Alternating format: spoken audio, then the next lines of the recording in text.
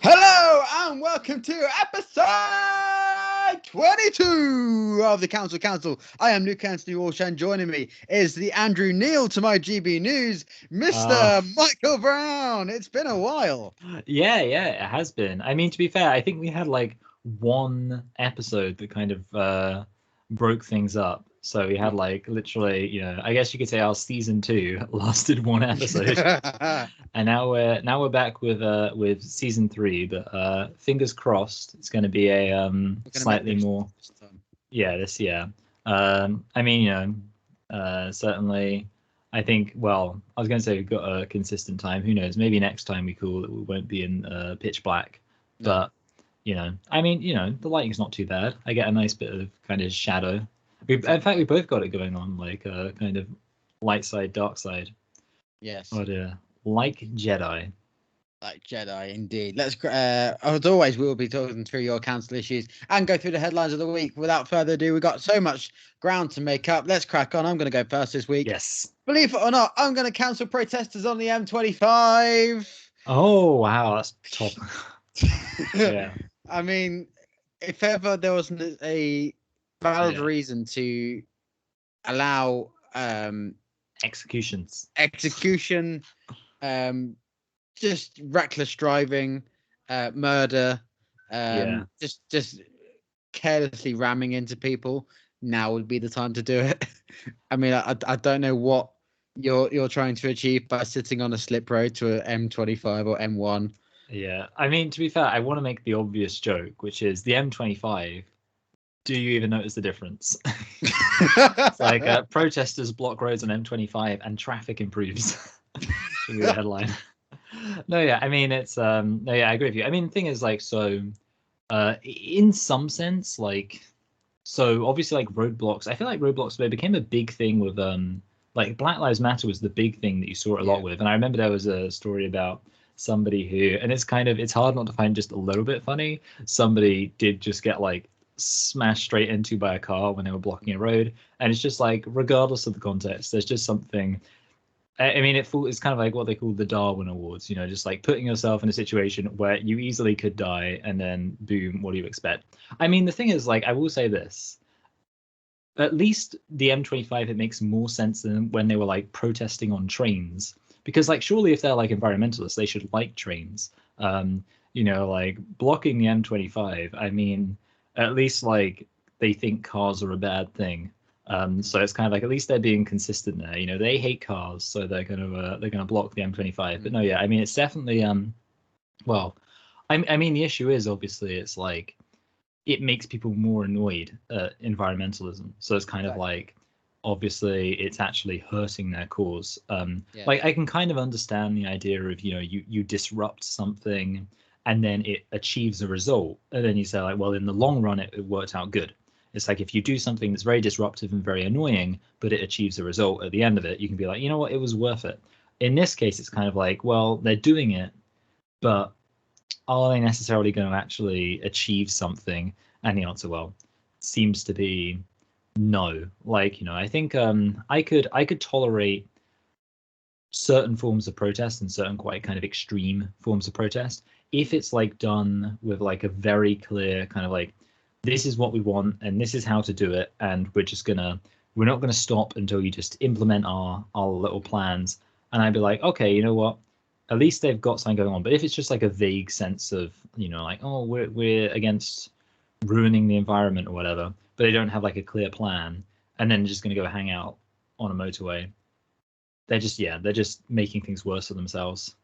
So I can definitely understand why cancel it. I mean, do you have anything else to say? Because I mean, I'd like you said about the trains, is that was even worse because people were just trying to get to work, and that at that hour in the morning when you're trying to get a tube, like you'd full on like rugby tackle them to the ground and just throw them under the tube just to get them out of your way. But when you're in a car, like you've got about a metric ton of aluminium and steel, that could, and carbon fiber to tell them to move. No, yeah. I mean, I think, I mean, the other thing is like, I'm going to be honest, like sometimes with like peaceful protests, I just think like they're lame. Because you know what? I mean, I've been saying it for a while. Like, I think I even said it one time in like one of the university classroom one time. I said, like, if they really wanted to achieve results, they should just start putting like random car bombs in people's cars. Like, obviously learn from, of course, you know, we can all see the three-leaf clover, your heroes, your nationalist heroes. Just start planting random car bombs, and suddenly, next thing you know, it's like, oh, you know, I'm afraid to go to work today. It's just like, you know, really make cars less convenient. But no, yeah, I mean, basically, like, yeah, I mean, obviously, I think we can agree that, yeah, protesting people being on the train is the stupidest thing. But yeah, I mean, basically, it's kind of like, and also, I will say this also, I don't like how they're called Extinction Rebellion, because I always think to myself, like, it's kind of like, it's so dramatic, like that terminology. I think it just makes people like not really believe it. It's kind of like, I've always thought like a good way to advocate for climate change, advocate for opposing climate change, is to like talk about how like the small effects it will have. Like things like it means that there's less arable land because it's getting hotter. It's like screwing with the weather and stuff, and it's just meaning we have less food, which means food gets more expensive, things like that. Like just talk about like the small things. It's like as soon as you say like Extinction Rebellion, it makes it sound like they just think it's. I guess it sounds like kind of like an inflated ego. They're like, oh man, the world's going to become extinct, and we're rebelling against it. And it's like, okay, I've got to catch my flight. Yeah. I mean, to be fair, though, the irony is that, of course, what is the area that's most affected by the kind of M25 being shit? It's Brighton. And that's where the Green Party won. So it's kind of like you're sat there in Brighton. Like, that's why I would never want to live in Brighton. Not because I'm homophobic, because the motorway connections are just rubbish. Because obviously they're so close to London, they get all of that London flow.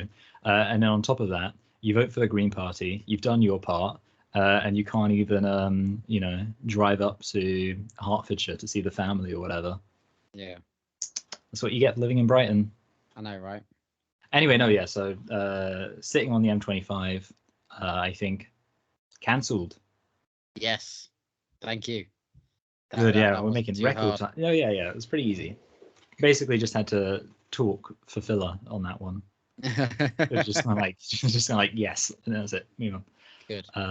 Good. Anyway, do we have any comments? No, we do not have any comments.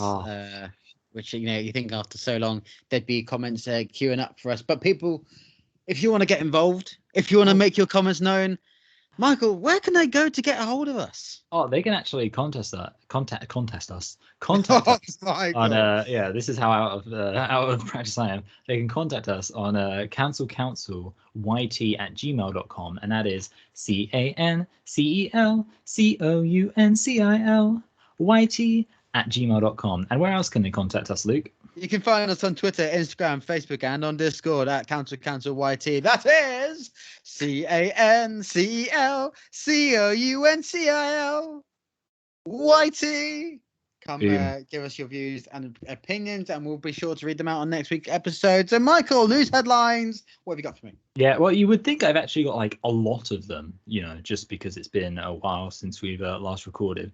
But actually, I've only got 4, but I think they're quite big ones. So the first thing I want to touch on, we got two articles relating to the same story, and it's of course to do with the Texas GOP's abortion ban.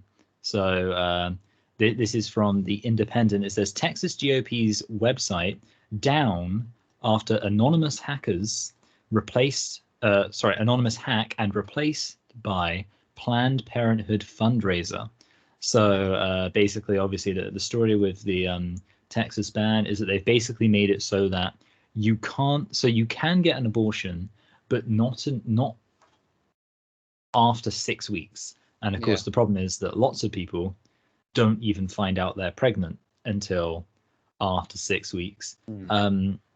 So obviously, I mean, the thing is with America being like America, it seems like a lot of the time, the way you kind of like curtail people's freedom in America, and this is like the most American thing ever, is just by hitting their wallets. So it's kind of like the real problem, because obviously, in theory, if you live in Texas, you can just go to another state to get an abortion, because, you know, it's America. You can basically, you know, if you can go to another state, you can do anything. But of course, the problem is that you might need to stay the night in the other state. You might need to take time off work.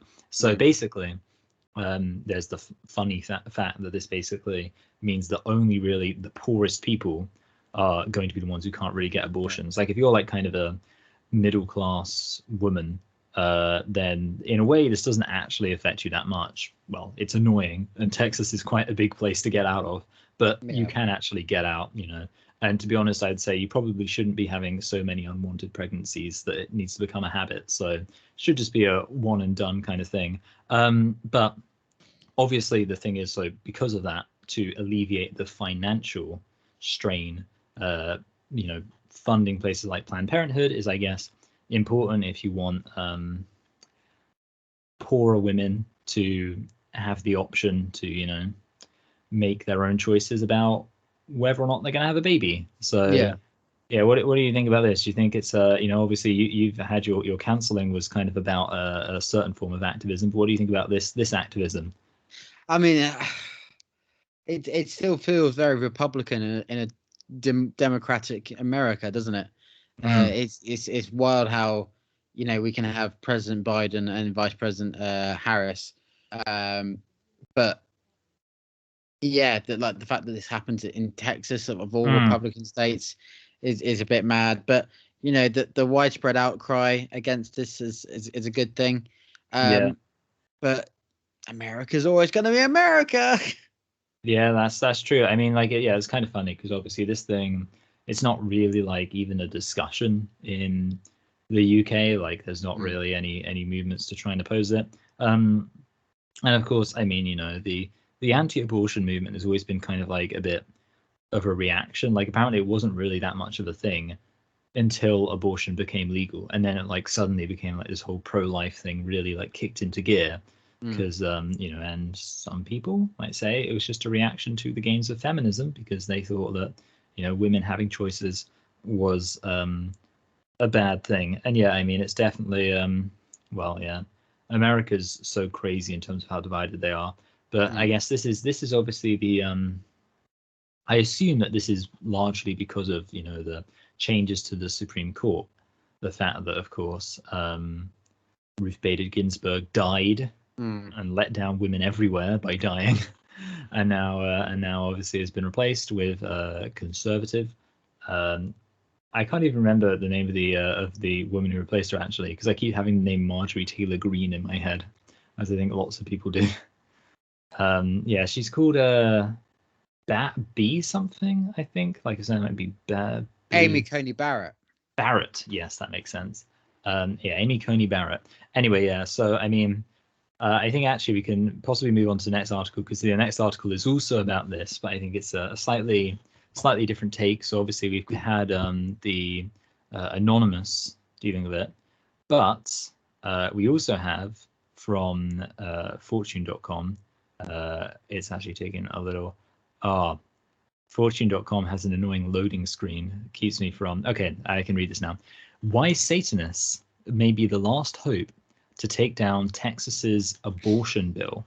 So this is like a thing which I think to the 2020 election. Satanists. Exactly. The Satanists. Exactly. Yeah. I mean, definitely. Like having the Satanists on your side. You can't get more extreme in terms of the divide in America. It's like you got kind of evangelical Christians on one side, Satanists on the other. But obviously, I mean, this kind of so the story is that Satanists are trying to argue that they should have a religious right to have abortion because they're saying like, abortion's part of like our rituals as our religion. And obviously, I mean, this relates to the fact that in America there are exceptions to certain certain secular laws have religious exceptions. So I mean, the thing is, Satanists have like a precedent in America of they're kind of like a troll organization, and basically what they do is it's like whenever there's something happens that's like kind of establishing Christianity in America as like a state religion or something, Satanists will come in and be like, well, if you're going to establish Christianity as a religion, you've got to establish us. So I think like a classic example is when there were like whenever like a kind of Christian council or something puts up like a explicitly Christian display or something, the Satanists will come in and be like, oh, but you also need a display of Satan, you know, because you have to treat all religions equally, because of course in America they got their First Amendment. But the story here is actually, it relates to the fact that obviously in America there's lots of laws prohibiting certain drugs, but Native Americans were able to argue that because obviously they do the whole peace pipe thing, they were like, hey, you know, we should have an exemption where we're allowed to do the drugs because we've got a whole peace pipe thing. And I think that's why, you know, if you ever hear those Americans talk about being 1/64th Cherokee, maybe that's where all this came from. They're like, hey, can I, you know, I'll just take 1/64th of the hit.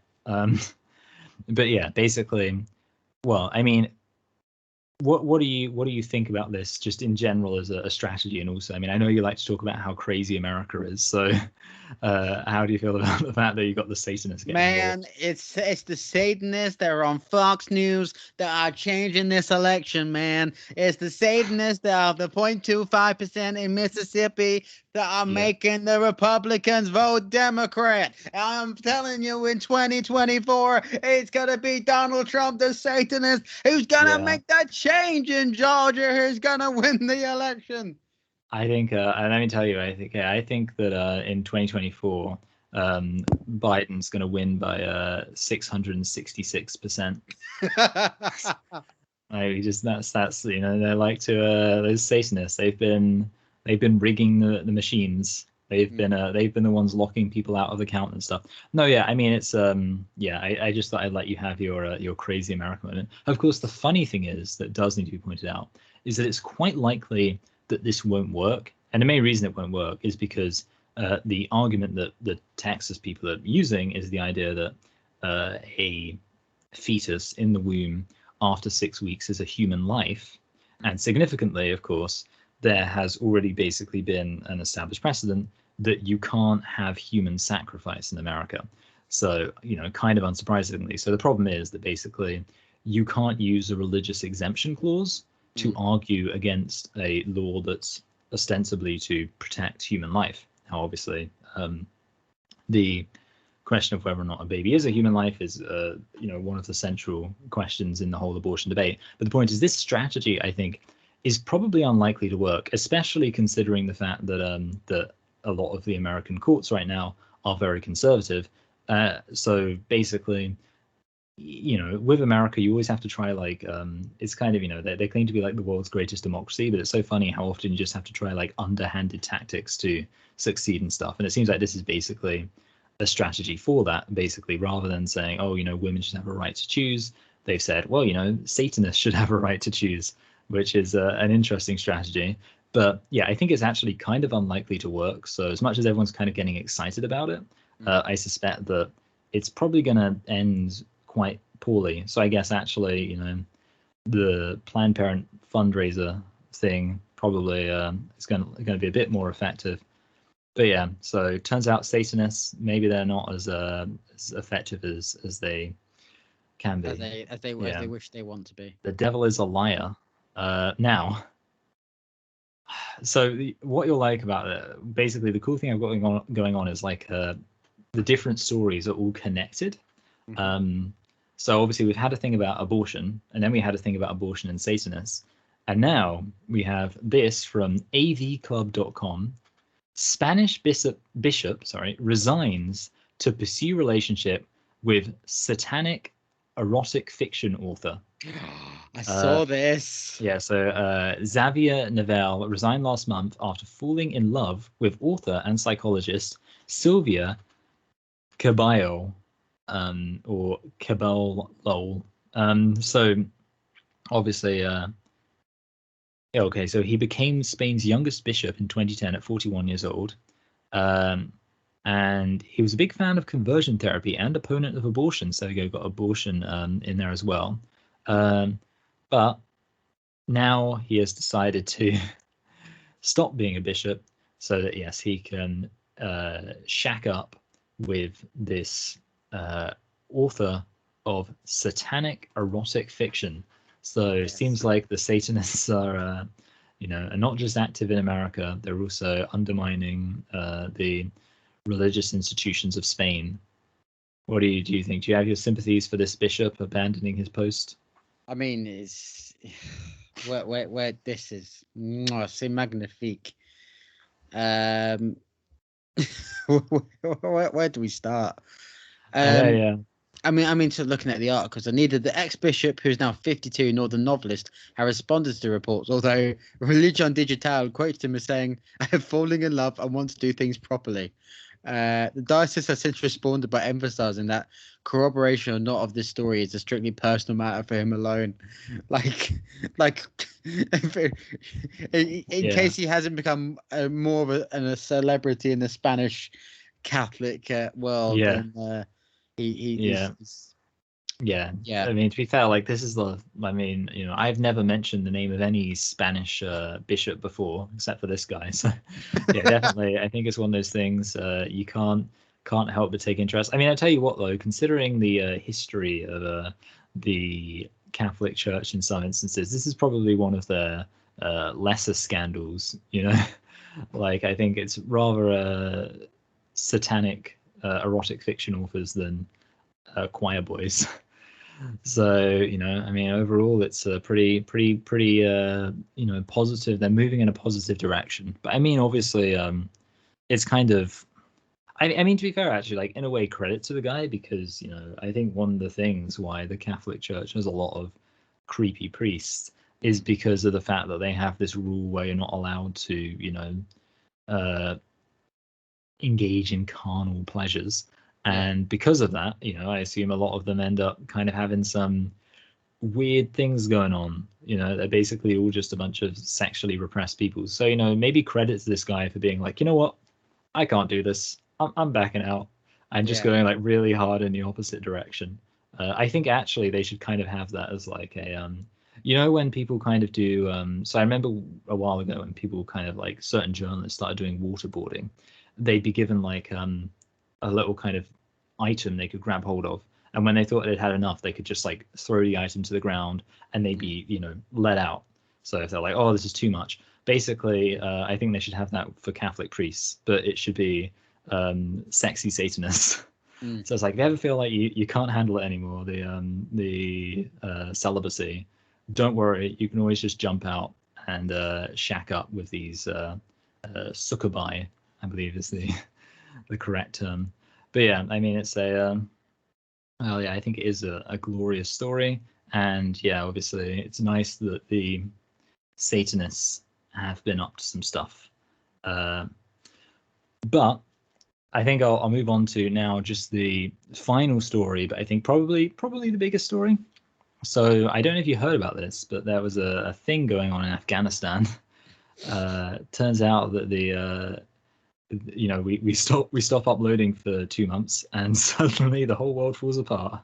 Hey! Basically, I think the Taliban were like, oh man, it's been so long since these guys have uploaded a new episode. We're gonna have to go and make the news. We must go. We must invade Afghanistan. We must take back our country. There's not been an episode. Quick, go! They're not going to make fun of us. But get Kabul before they make an episode and upload again. Yeah, it's we're now called the cancel Kabul. So this is obviously you could have any old take, but this is my take. Well, I say my take. It's from the Insider, and it says there isn't any fighting here anymore. Taliban commander says some fighters are worried they'll miss their chance at martyrdom now that they're in control. So basically the story is that obviously like that during the American occupation and the Western occupation in general, these guys had an opportunity to go out and fight and get killed, and now they've taken over and they're kind of realizing, oh wait, we don't have any opportunities to actually die anymore. So how are we going to get to heaven? It's like they haven't thought it through properly. Yeah, they're just like, can you come back and invade again, just because I need to die here. Yeah, it's kind of like they say about when little kids, they don't want a toy unless somebody else has it. It's kind of like once they've got it, they don't actually care. Or actually, you know what it reminds me of? I'm just realizing what it really reminds me of is that I think it's like an episode. It's like a Family Guy joke about like if Wile E. Coyote ever caught the Roadrunner, and it's like he basically just falls into an existential dread. He realizes that that he has nothing to live for anymore. It's like if Tom caught Jerry. That's how these Afghan Taliban fighters feel. They're like, oh man, what are we gonna do? We don't have the Western imperialist pigs to oppose anymore. But no, yeah, I mean, obviously, it's kind of funny because it's a bit of a monkey's paw scenario.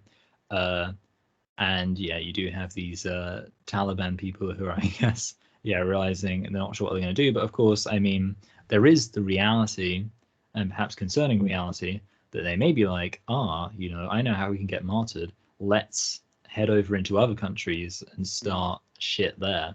So I could see that, I think Pakistan and Iran may have to brace themselves for some enthusiastic martyrs heading across the border.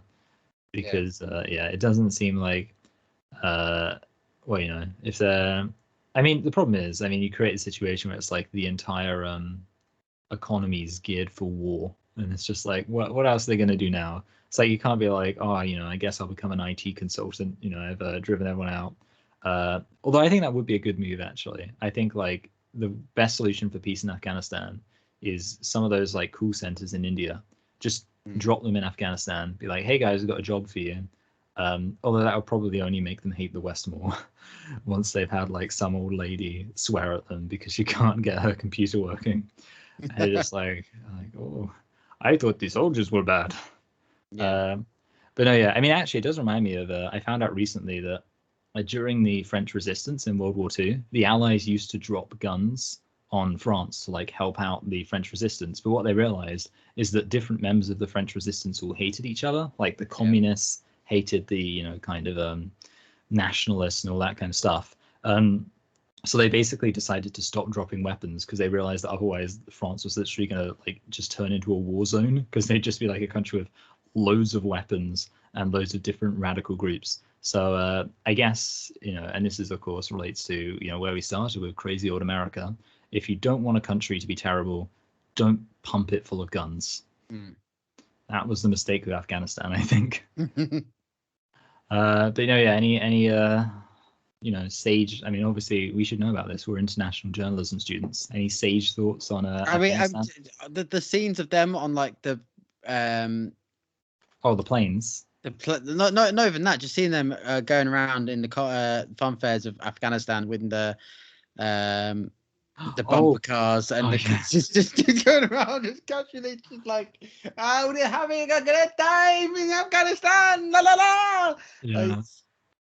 Maybe, I mean, to be fair, like maybe roller coasters will make them realize that you can have fun without blowing yourself up. Which is good. Oh, actually, that reminds me. I saw recently. Sorry, I just reminded myself that I actually saw a video, which I don't know. Maybe I'll have to send it to you after this is over. We can discuss it in the next episode. Of a Muslim cleric who was explaining how it's okay to basically get bummed if you're a man. Get bummed by somebody if it's to prepare your butthole so that it can take an explosive up your butt. He was basically saying like, he was kind of talking in Arabic. He was like, some people ask me about the kind of explosive where you put it up your anus and you go into the public place and you explode. And how do you get it up there? And in that situation, it is permissible for the man to have the sodomy so that he can loosen up his anus to get the explosives up there. And I think I'll have to send it to you. But basically, I guess that's another thing that the Afghans could try. Maybe a bit more man love would really help them out. These are all my solutions. And I think, to be honest, the women over in Afghanistan probably wouldn't mind it if the jihadis started having sex with each other. It also reminds me of the South Park thing where it's like you can't whack off and there's sand in your butt crack. Well, I'd be pretty pissed too. Anyway, but that is actually the news for the day, for the month. So, Michael, what have you got for me as your cancel issue of the month, week, year? Well, I mean, seeing as you went for such an uncontroversial one, I'm going for a big one, but I suspect one which, I don't know, I can already foresee this not going well for me. I'm going to be cancelling TV shows. That's so broad. I'm going to ask you to specify.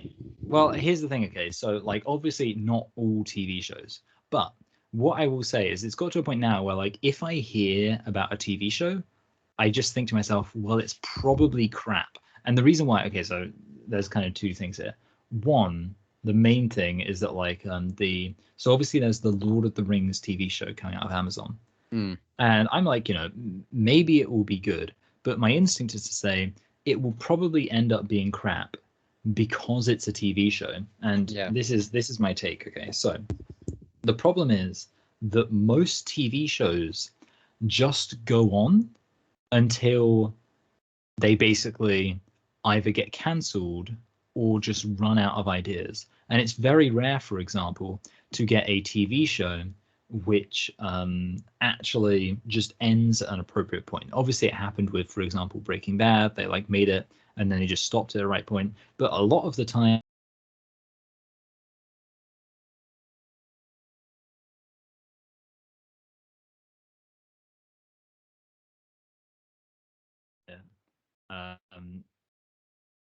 okay, there we go. Hey, Luke. Let's pretend that never happened and carry on. So basically, with TV shows, they'll just keep going. And it happens, both sides of the Atlantic. But, so obviously, I mean, a classic example is Doctor Who. I mean, recently, I don't know if you heard, I'm not like invested in Doctor Who, but I did hear that they've changed the showrunner because, it's bad. But you think to yourself, well, ultimately, like the problem is that you can watch a season of Doctor Who and maybe it'll be good. But then like there'll always be like crap seasons too. And it's kind of like when you watch something and like 50% of it is crap, it's kind of not very good. And of course, you also get to the issue, and this is my main issue, like you will even get good TV shows, but then they don't actually have an ending. So there was a really good TV show in the UK called Utopia. And it was a really solid thing. But the second season ends with a setup to season 3, and then it got cancelled. And it's kind of like at the end of it, you're like, okay, well, it was really good, but it was all building up to something which doesn't actually happen. So yeah, it's kind of got to a point now where it's like when I hear about TV shows, it's kind of like I think to myself, you know what? It might be entertaining and it possibly could, but it's kind of like a TV show that's like genuinely good all the way through and also has a satisfying ending, I think is a very rare thing. And you compare that to other mediums like books and video games and films, usually like you can expect books and video games and films to have satisfying endings because they're envisioned as one complete thing. And even, like with film series, a lot of the time they still have a satisfying ending. Let's not mention The Rise of Skywalker. But yeah, the point is like a lot of the time TV shows, like more often than not, you know that either it's going to just keep going until it becomes very poor quality and just fizzles out, like, I don't know, Supernatural or something, or indeed Simpsons, or it's going to have a moment where it just gets cancelled out of thin air and you're like, oh, you're just left going, well, don't know what happened now. And then sometimes you'll even have a situation like with Game of Thrones where they have as much time as they need to make a really good quality ending and they decide to rush it anyway and it ends up terrible. And then of course you get House of Cards where where you find out that your main character was also a bit of a pedophile. So it just seems like just a bit of a pedophile. Yeah, it just seems like TV shows, in a way I feel sorry for them. They can't catch a break, but it's kind of like at this point, it has got to a point now where if I hear about a TV show and someone says, oh, it's a good TV show, especially if it's a TV show which hasn't ended yet, I'm like, oh, I kind of want to hold off because I'm worried that I'll get invested in it and then it will end and disappoint me. Okay, yeah, it's not being cancelled. Let's just be honest there. I mean, surely that's all part of the drama. I mean, I'm going to give you an example. Like Gavin meta. and Stacey. The Christmas special of 2020 left everybody on tenterhooks. I won't give it away. You need to go and watch it. I actually have seen it. Like that's part of the drama. Yeah, I get what you're saying. So it's kind of like, yeah. Although, I mean, obviously the problem is like, so yeah, I agree with you that like, the way things can play out does actually make it interesting on a meta level. But obviously, there's the fact that sometimes the things never finish playing out, which can kind of end up a bit more disappointing. I mean, yeah, I do. I agree with you in some sense that yeah, sometimes it can work out quite well. But yeah, I mean, my attitude really would be most of the time. I think the thing is obviously with like comedies and sitcoms. I mean, I mentioned The Simpsons, but in a way you can kind of excuse it because they're not supposed to have like continuous stories. So it's kind of like no one's really concerned about whether or not The Simpsons is going to end well because it's not like a continuous story. Whereas with Gavin Stacey, it's a bit more of a continuous story. But yeah, like I think just yeah, I don't know. I mean, I feel like TV shows get away with more just because like if you went to watch a film and like halfway, you know, at the end of the film, like this massive twist was revealed, like something that was like, you know, which is often what they do for TV shows. I remember there was a TV show in the UK called Primeval about like like time warp things going on. And I'm pretty sure like the last episode ended with like a reveal that like they'd cloned this guy and there were like 20 versions of him all just stood there and it was like supposed to be this big reveal for like, oh wow, they're doing this crazy cloning thing, and then it just never appears again. It's kind of like if that was in like a film, you wouldn't tolerate it. There'd be riots if you got to the end of the film and it was just like they revealed this massive twist. Or like, actually, no, what you do, you just sit at the front of the stage and just go like that and just go, nah, you're not watching the rest of it. Yeah, exactly. No, yeah. I mean, yeah, but like, yeah, overall, I mean, obviously, like, I'm not, in some sense, I'm not really canceling TV shows because there are some TV shows that I genuinely do enjoy. But I will just say that, like, insofar, I guess you could say canceling's a relative thing. And in my head, I'm just like, when I hear something's a TV show, I'm always like, ooh, you know, I feel like there may be disappointment around the corner, which is probably not a good attitude to have to something. No. And yeah, it's firmly what I believe. Don't at me. Don't at you. Unless you want to at me at cancel. Yeah, it's not being cancelled, I'm afraid. Yeah, that's fine. Impossible. But I guess if you do want to at us and come at us, it's you can find us on social media at Cancel YT on Discord, Facebook, Instagram, YouTube. Please do get in touch and we'd love to hear from you. It is CANCELCOUNCIL YT. We'd love to hear from you. And if they'd like to contact us via email, where can they go? Oh, they can contact us. I keep. I'm just so excited. They can contact us at cancelcouncilYT@gmail.com. That's CANCELCOUNCILYT@gmail.com. Perfect. It's like we've never been gone. I know, at all. That's it from us. That is from me, from Michael. We'll see you next week for the next episode of the Council. Back at ya.